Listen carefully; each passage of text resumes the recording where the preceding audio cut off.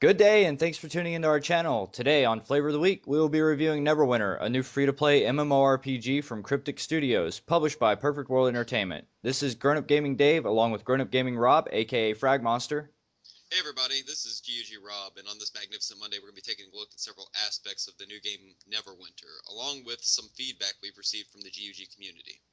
That's right, and later on we'll be including our audio interview with Greyvales, the winner of our Twitter contest, and going over a few of the many emails we did receive. First things first, Rob, how do you feel about Neverwinter? Well, seeing as we've put in a few hundred hours since the game's first beta release, I think I enjoy it a lot. We've seen quite a lot of changes and some bugs along the way, but the developers seem to be pretty on top of things. Right, like those crazy Foundry Quest rewards. Exactly. But one of the biggest controversies surrounding Neverwinter is the cash shop. We will be discussing that a little later on. Right now, let's get into a little talk about the game itself. Right, so Neverwinter is set in the Dungeons and Dragons campaign based off of the Forgotten Realms by Ed Greenwood. There were other Neverwinter games in the past, but they owned more true to the Baldur's Gate or Icewind Dale series. Yeah, those were set in Forgotten Realms as well, and this is not the first time Neverwinter has become an MMO. Few people do know that they originally had a game on America Online that cost by the hour to play. By the hour, and I thought monthly subscriptions were bad. Overall, Neverwinter is a pretty game. The graphics do feel a little dated at times, but for a free game, it's pretty solid. I especially enjoy the active combat system, which is very reminiscent of Terra by En Masse Entertainment. Yeah, the combat system is very smooth and intuitive, although at times it does feel a little cumbersome. We'll touch on all that a little later as well in our fan mail section of the show. That's right. And how about those voiceovers in the game? I mean, where do we really start with those? They're a little repetitive at times. Nothing like sitting around the campfire and being reminded that orcs can attack any minute, every minute. Yeah, or how they have wares for sales. I remember all that. Eventually, I think we ended up turning off the sound altogether. I mean, all those voices, it was kind of like having a sudden onset of schizophrenia. Oh, the voices. So, other than the graphics and voiceover work, the quests are pretty reminiscent of any other MMO out there. Go here, kill this, pick it up, bring it back, and talk to hundreds of people who, at the end of the day, had nothing useful to say. It's pretty repetitive, but the leveling experience is pretty short and painless. Right, like it took us less than what a week to max level after the open beta came out. And I mean, speaking of max level, those epic dungeons, those epic level dungeons. What is up with those boss fights? Well, keeping in line with the series of quests, each boss fight is basically the same strategy. I mean, it's a big guy, beast, or girl of some sort with a lot of red circles and ads. I mean, it gets pretty boring after a while. Right, but at least there's the exciting PvP to take part in. I mean, well, aside from those AFK experience farmers, but that doesn't really happen all that often after you reach level 60. But you do have to be careful for those epic speed run mounts, though. Yeah, man, those mounts are pretty fast, and you can get around really quick on them. It can make the game seem kind of unbalanced at times if you don't have one, but it's not that hard to earn enough in-game currency to get one. Right, like Grace said in our interview with him, the Astral Diamonds at level 60, they aren't really that hard to farm if you do it right. The cash shop does seem to upset a lot of people though, especially because of the cost to respec being almost $6. However, some say it is pretty easy to farm those Astral Diamonds necessary to obtain the Zen to purchase one. Yeah, didn't you pay $6 for your respec? Yeah, I did. What about that armored bear? It was like closer to 40. That was a pretty good investment, huh? Did Armored Howler anybody? I We have other stuff to take a look at now. Right. So it's fair to say that we've spent a bit of money on the Zen. To us, it was more of an investment for science and the greater good. Yeah, the greater good. The greater good. Well, overall, though, I don't regret spending any money on the game. I've had a lot of fun with it. I spent a lot less than it would even cost to buy most MMOs that do release. I'm also pretty excited to see about the additional races and classes they've discussed adding. There was a Reddit post recently from one of the PR team for Neverwinter that said there could be as high as 29 races and classes in the game. Whoa. Well, that seems pretty fair. Well, without further ado, I do say that we should go ahead and get into our viewer interview of the week. And let me find that button. Oh, oh, and here it is. This is Grown Up Gaming Dave here with Gray and Rob. We are discussing Neverwinter, the new MMORPG free to play released by Perfect World Entertainment. We've brought Gray on. He is a player of Neverwinter, and He is going to provide us with a player's feedback on the Neverwinter process, the game itself, and some of the mechanics inside of the game. A lot of controversy around this game, Gray, especially with the cash shop model that they have. So we're very excited to have you with us. Yeah, I'm very excited to be here. All right, so I guess we should go ahead and start getting this thing kicked off. I guess first and foremost, were you in any of the Neverwinter closed betas? I was not in the closed beta, no. Okay, so how long have you played Neverwinter? I pretty much started the first day it came out to the public. Right, right. So I'm assuming since you weren't in a closed beta, you probably didn't pick up one of the 60 or $200 founder packs. I didn't pick up the Founders packs. I was considering it because they're still available, but when I started the game, I really disliked the cash shop model. I didn't understand it yet, how the currencies worked and such. So I just didn't. And then when I got further into the game and I did understand the currencies, it just didn't make sense to get a Founders pack because it's easy to get the things in it in the game. Right, right. Well, and that is that's a very large complaint from the community. There's actually quite the outcry. I don't know how much social networking you do, but on communities like Reddit, there is a huge outcry about paying $6 to respec your character. Yeah, see, this is a problem that when you initially start the game, it really seems like an issue. As I said, I really hated the cash shop when I first started, and honestly, I still haven't bought anything from it. But when you get to a higher level, you find out that it's fairly easy to buy Zen with Astral Diamonds, and it becomes more reasonable from that viewpoint.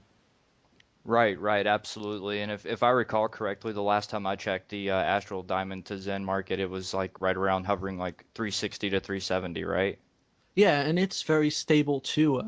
Earlier today, someone bought out pretty much all the Zen that was for sale, and prices were up to, 500 per Zen point. And within an hour, they were back to 370, so Well, seems that reasonable. Yeah, absolutely, absolutely. That seems way more stable than the Diablo 3 auction house. Definitely.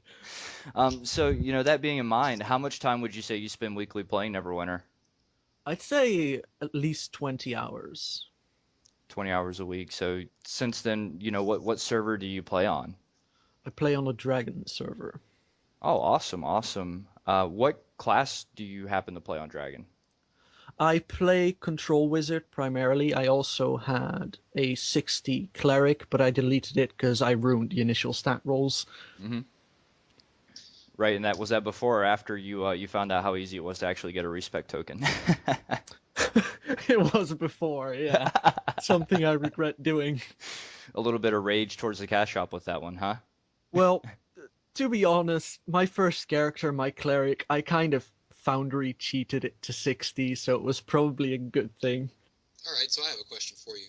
How do you feel about the queue times for the epic dungeons? It differentiates. During the dungeon delving events, they're usually not longer than 5 minutes, but outside of those, I usually have to wait quite a while to get into a queue, at least as DPS.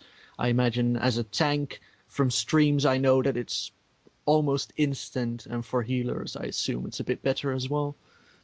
Okay, how do you feel about the experience in the dungeons themselves? The dungeons are okay, except for the boss fights. I've played a lot of MMOs, and the boss fights seem to be artificially inflated with difficulty by adding massive amounts of adds, extra mobs, and it feels a bit cheap. It doesn't feel very well designed, in my opinion. Okay.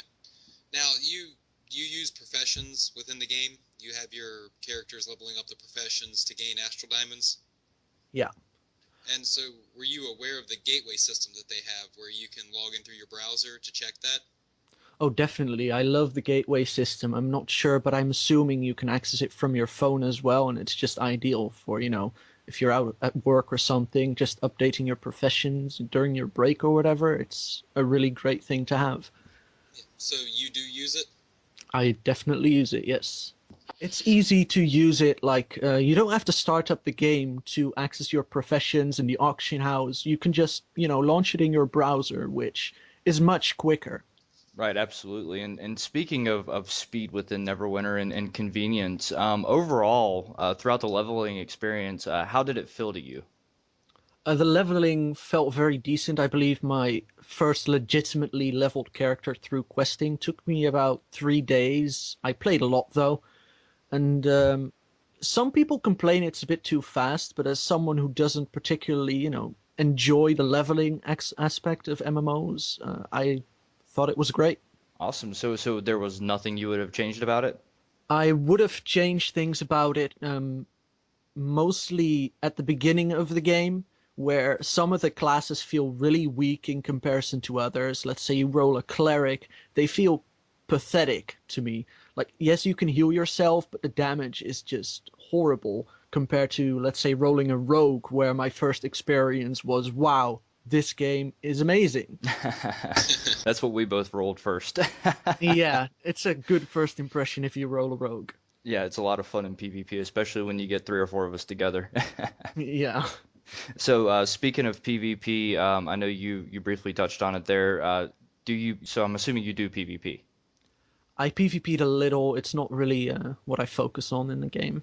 Is it because of the balance issues or? It's not necessarily because of the balance issues. I generally don't really enjoy small scale PvP. The only PvP I really enjoy is, you know, giant world wars and such like Guild Wars 2 had, or Mhm. World of Warcraft's Alterac Valley, that sort of stuff. The smaller scale stuff just doesn't really interest me because I generally suck at it. Yeah, small objective based PvP and the maps are they do feel in our experience or my experience at least I do think they feel a little restrictive, especially if you have one of the epic speed mounts. They're really actually kind of small. Yeah, they definitely feel small. You can pretty much run from one side to the other in a few seconds. It's not very impressive. Don't know how long I'll stick around for this one. Do you hop games a lot? I do hop games a lot. I rarely get a game that I really stick to for, more than a few months. It's usually a month of playing before I move on because most MMOs, I primarily play MMOs, seem very, very much the same lately. Right. So, I guess, you're saying that you do play a lot of MMOs. Compared to the other games that you've played, how do you feel about the player base and the sense of community in Neverwinter? As I've primarily played solo up to this point, I can't say too much about that, apart from what I experienced in pug groups. And it's a very mixed bag, like most MMOs. You get your mature people and immature people, and you get your rage quitters after they die once, and you get people who stick around after 4 wipes. It's an okay community from what I've experienced, but nothing out of the ordinary. Right. So, well, I guess we can go ahead and start wrapping this up. For now, since it sounds like you may not be around for another week, what is keeping you playing Neverwinter right this moment? The fact that there's really nothing better around. That's really it. Well, if you have any friends or guildmates or anything you want to give a shout out to, feel free to go ahead and do that, and we'll go ahead and wrap this up. Thanks so much for your time. Yeah, yeah, it was no problem. I enjoyed being here. I don't really have any shout outs. I don't have a guild, so. All right, buddy. Well, hey, thanks so much for your time, and if we're ever looking for the next big thing of the week, we just might direct message you on Twitter. All right. Have a great night. Yeah, same to you. Thanks for having me. So now that we've heard the view of one gamer, we're going to go to our fan mail section this week, where we ask lots of folks in our community to provide their opinions on Neverwinter. Right. So we're going to start with Andy from Dragon Server. He was asked, how much do you PvP and how do you feel about it? Right, and his response was that he PvPs almost more than anything else in the game. While the balance is good, it does require a bit of teamwork and concentrated effort. Next, we asked founder Brett from Mindflayer, how do you feel about the dungeon experience in Neverwinter? His response was that he really enjoys it. The mechanics are a bit simple, but do require execution and coordination. If you don't have it, you won't clear the content.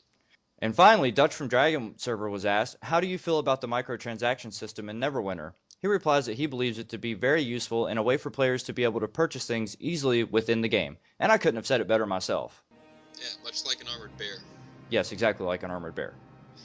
Well, Dave, I think that should pretty much wrap it up for this week. I mean, we've covered everything from armored bears to boss mechanics, and I think in summation, we have found that the game is definitely worth a playthrough, if not several. And only time will really tell if it has the staying power to keep players with the upcoming releases this year. So, thanks for tuning in to Flavor of the Week, and remember to subscribe so that you can watch our future content.